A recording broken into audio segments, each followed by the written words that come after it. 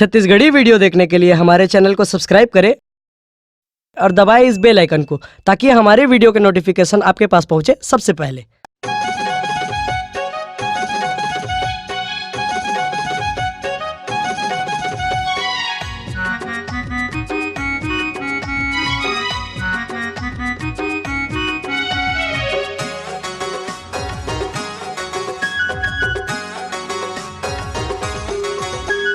ए रानी पौआ मंगा देना वो, दू अंडक चीला बना देना रे।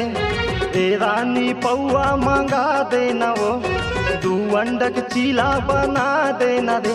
काल पिए रहे फूल आज पीहूँ थोड़ा कम, मांगा था तारा वो देना थोड़े कन। काल पिए रहे फूल आज पीहूँ थोड़ा कम, मांगा था तारा वो देना थोड़े कन। ए रानी पौआ मंगा देना वो, दू अंडक चीला बना देना रे। ए रानी पौआ मंगा देना वो, दू अंडक चीला बना देना रे। काल पिए रहे फूल आज पीहूँ थोड़ा कम, नशा नहीं फटे है वो देना थोड़े कन। पिए रहे फूल आज पीहूँ थोड़ा कम, मांगा था तारा वो देना थोड़े कन।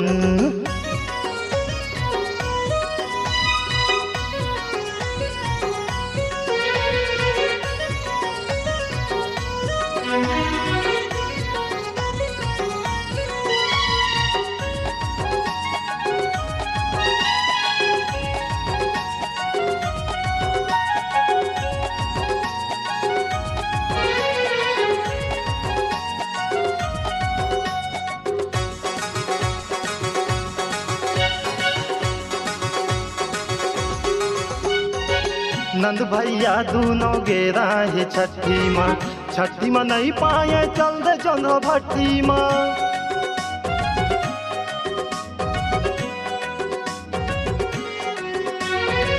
नंद भैया दूनों गेरा है छठी माँ नहीं पाए चल दे चंद्र भट्टी माँ।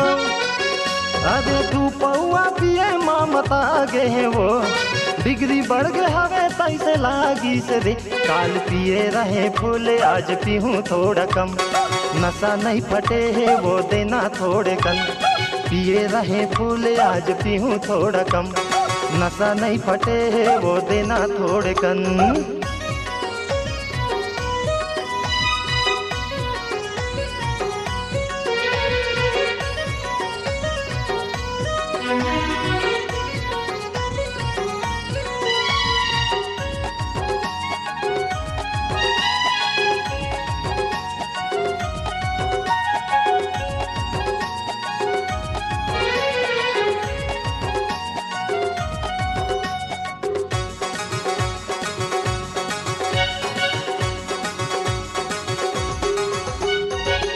पूछ ले बे सतुला नो है लवारी, मानोज डी के से अब छोटे है गवाही।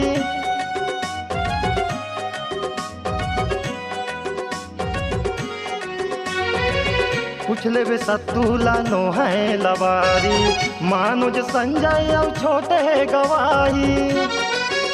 अरे तू पौआ पिए माँ मता गे है वो, डिग्री बढ़ गए हवे तैसे लागी से रे। काल पिए रहे फूल आज पीहूँ थोड़ा कम, नशा नहीं फटे है वो देना थोड़े कन। पिए रहे फूल आज पीहूँ थोड़ा कम, नशा नहीं फटे है वो देना थोड़े कन। ए रानी पौआ मंगा देना वो, दू अंडक चीला बना देना रे।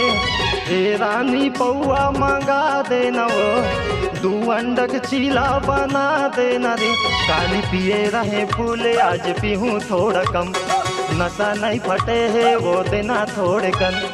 पिए रहे फूल आज पीहूँ थोड़ा कम, नशा नहीं फटे है वो देना थोड़े कन। रानी मांगा था उतारा वो देना थोड़े कन, रानी खोजा थे उतारा वो देना थोड़े कन, रानी खोजा थे उतारा वो देना थोड़े कन।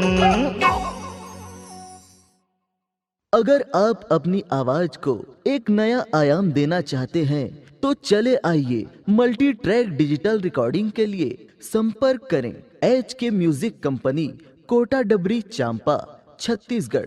मोबाइल नंबर है 9329238487 और 8085380339।